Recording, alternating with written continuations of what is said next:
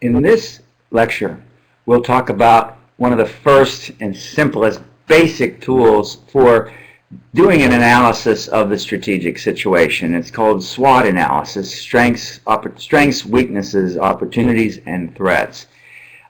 Remember, we've looked at the external environment. The first entire module was about how one goes about that. And we started to look at our internal environment and how we think about our resources and capabilities and financial situation and the like. Now we want to start actually analyzing that.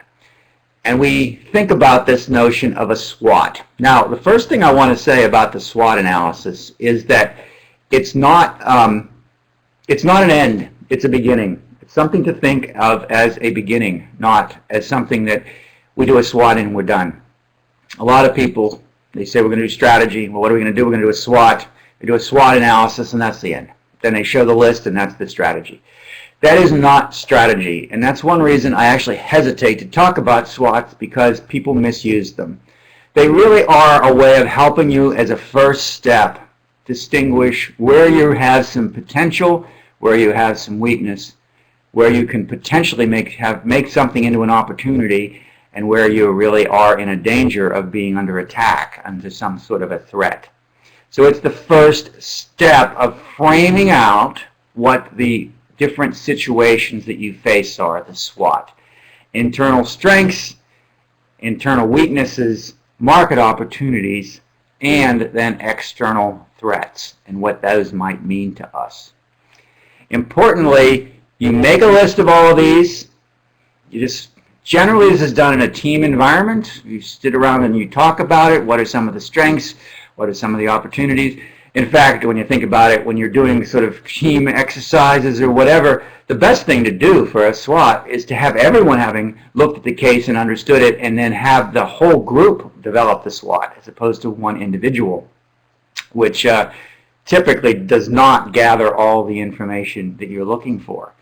But the important thing here is that the real payoff is once you've had this all laid out there, you think to yourself, what does this mean? What does it mean to have these strengths? Do they work in the marketplace? Because if these strengths are active in the external environment, there's something we're really good at. With a low cost, we do something better than anyone else, and the marketplace is growing based upon your external environment, and the competitors that you've identified within your strategic group don't do as well as you do. That's something you can really build a strategy around, and that's what you want to be thinking about from the SWOT, how you can actually turn this into action. And that's the step that a lot of people often miss.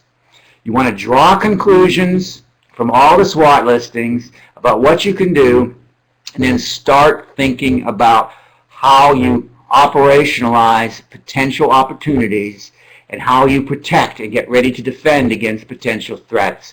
If you have a customer, say you have a product that's your very low cost, what is a threat? Well, you may have a customer that comes out with a product that has a unique brand, a unique technology, that has a higher price, that's differentiated, and they may decide to bring some customers over because the customers desire those attributes. They don't care about cost as much, perhaps, if that particular competitor is very good at what they offer.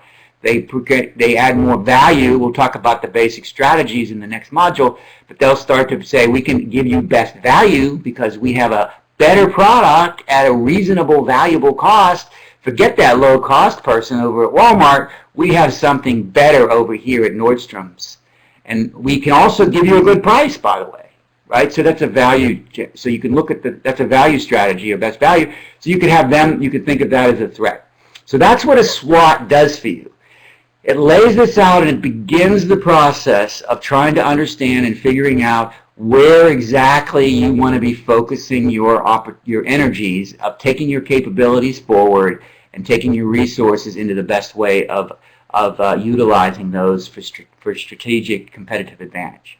In the next discussion, we'll start to talk about value chain. It's more incremental and detailed about how you actually implement these things, but you've hopefully, by doing the SWOT as a step and then using the analysis, which is really the outcome of a SWOT analysis, you can start to look at where in the value chain you have advantage. And we'll talk more about that at the next lecture.